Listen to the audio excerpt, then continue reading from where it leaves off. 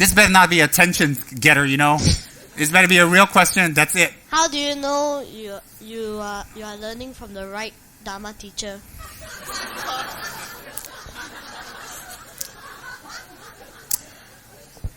Take the microphone away and make him sit down.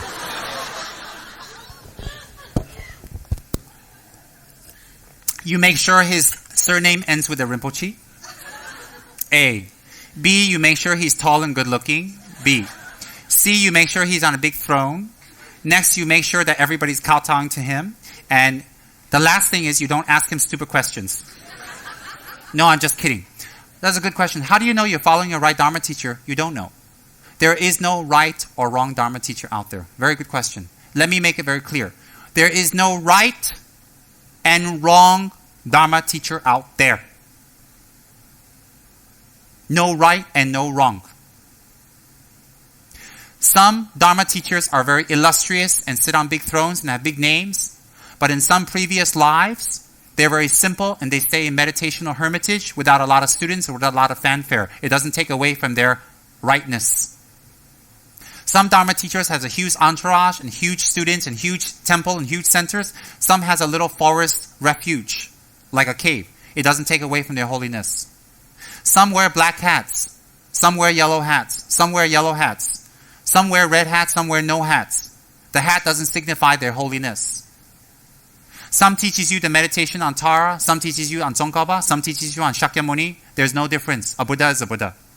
There is no right or wrong Dharma teacher, but there is a Dharma teacher that suits your predisposition and your inclination and your style. When we meet a Dharma teacher that speaks to us to our heart and consistently encourages us towards bettering ourselves, then that's the right Dharma teacher for us. No one can judge another person's Dharma teacher, and no one should ever criticize another Dharma teacher. No one. Because for every Dharma teacher you criticize, you hurt hundreds of people. For every lineage you criticize, you hurt thousands and millions of people. For every Dharma master you criticize and you put down, you bring yourself to a level of ignorance. Why? You create the karma circumstances for you not to receive Dharma. So how do you know if the Dharma teacher is right for you? That is for yourself to check, and no one else can ever tell you. Because the experience you have is unique. The way the Dharma teacher moves you is your experience and is unique, and no one can take that away, and no one can give you that experience. So if someone comes along and tells you your Dharma teacher is bad or good, you close your ear or you ask them, please respect my intelligence. Please respect my intelligence.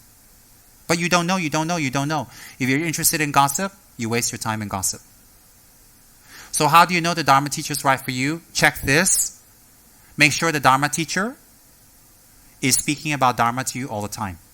And that whatever the Dharma teacher is doing to you, whether it's in anger or in jokes or directly or in gifts or in speech or in advice, it's always leading you towards the Dharma. It's always leading you toward betterment of yourself. Leading to Dharma means what? Betterment of yourself. Check that. Check if your teacher is always patiently waiting on the side for you to transform, to give you knowledge, to encourage, to shelter, to take time away for you. You check that. Why would anybody on this planet do that for you? Number one. Number two, look at what the teacher asks in return from you. Look at how little or nothing the teacher asks in return for you. Number three, when the teacher teaches, this is very personal for Sean and for everyone. Does it speak to your heart? Does the teacher touch your heart? Does the teacher move your heart? Does the teacher affect your heart? If the teacher affects your heart and moves you and motivates you, you have found the right teacher. And no matter how high his throne is or no throne, no one can ever take that away. If you're looking for a name, star power, or fame, or have a lot of disciples, big temple, big titles, you're not looking for a teacher. You're looking for another way to cover your insecurity. People will only chase after high teachers and high names and high positions and big titles of teachers, and therefore they go for their teachings. It's another way to hide their insecurity. Why? because they follow someone so great, they must be great, and they want to send the message that they're great. They don't have the courage to say, I'm following this teacher, I'm following this lineage, I'm following this practice, I'm following this. They don't have the courage to say that they're following the truth or what they feel. But they actually want to cover their insecurity. That's how religious politics arise, is when people hide their insecurities and they chase after rank, name, position. That should not be. In the 50 verses of Guru devotion, it says clearly, whatever our position, our Lama is, whatever position our Guru is, whether it's a reincarnated Lama or a normal Geshe or a normal monk that teaches us Dharma, that brings us to enlightenment, in our meditations, we should see him as perfect Buddha. It says in the 50 verses. So how do we know that the Guru is correct? For us, the question here, let me reiterate, very good question. The question here is not whether the Guru is right or not. No. The question here is the Guru right for me? And if the Guru is right for me and is not right for another person, we don't stuff it down their throat. If the Guru is not right for me and is right for another person, we also don't discourage the other person. It's very personal.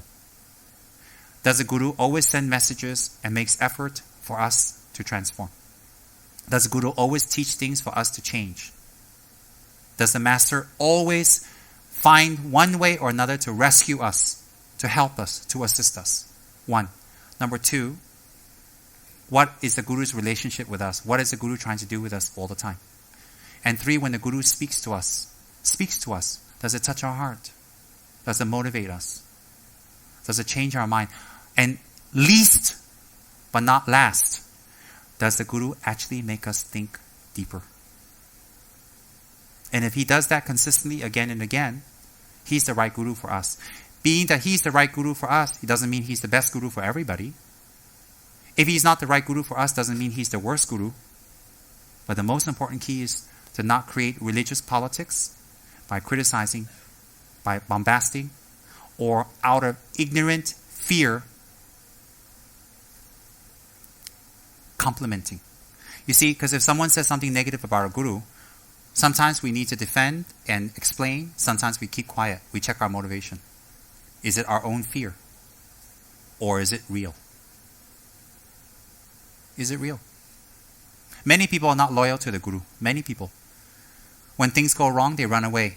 When things are bad, when the Guru asks them to help, they say no. Many people are not loyal to the Guru. Many people, when the times become difficult for the teacher, they're not available anymore. Or they say no, or they think about their own problems. But one thing you need to realize is through the years, have you seen your Guru be loyal to you? That should tell you about the qualities that the Guru has developed in his own mind. So that also helps you to feel what kind of person he is. The Guru can be tricked, can be cheated, can be taken money from. But that's not the point you should worry about. The point is, how does he react? How does he not give up? How does he work? How does he push? You need to check that. That's what I looked in my own Gurus. I've seen my Gurus hit rock bottom where they have to take buses and teach for a living and collect salaries. I've seen. But they never change or become disheartened. They become temporarily sad, but they never give up. I've seen it. I've experienced it. So we know the Guru is right for us if the message hits our heart. The message goes inside our mind. And this message can change our mind and change our heart. Then we know it's our right Guru. And what's our Guru? Someone who can help us to overcome our emotional problems that we make for others and ourselves. Not your master. Not a slave driver. Someone that can help you. That if you cooperate with, you will see tremendous transformation in your own mind. If you cooperate with. Everything in life, the knowledge has come about from others. Everything in life, all of our ignorance that we have and the lack of ignorance that we have, the lack of it, the ignorance we have in the beginning and the lack of it as we grow up comes from teachers and other people we've observed. We've observed and we've learned from. Nothing came from within ourselves. And that's very important. So therefore, how do we know if the teacher is right? I gave it to you on a general synopsis. General. Why do we need a teacher? Someone who needs an accountant. Someone who needs a masseur. Someone who needs a gym trainer. Because you don't have those skills.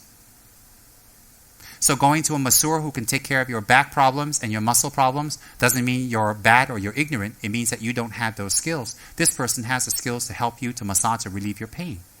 Going to a doctor doesn't mean you're stupid. You didn't study to become a doctor doesn't mean you're stupid. So what's the difference if you go to a masseur? What's the difference if you go to a doctor? What's the difference if you go to an accountant? What's the difference if you go to a teacher? They all serve as different ways and methods to help you overcome something in you. So it's very simple. If we need Dharma teachings, we need Dharma knowledge, we go to someone who has more knowledge than us. We call this person a guru. You can call this person Sifu, guru, teacher, master, reverend, preacher. Doesn't matter. Doesn't matter. At all. It opens you up. So when we need a field of knowledge, we go to a person who has the field of knowledge and we ask for it. And we receive. No different. No different.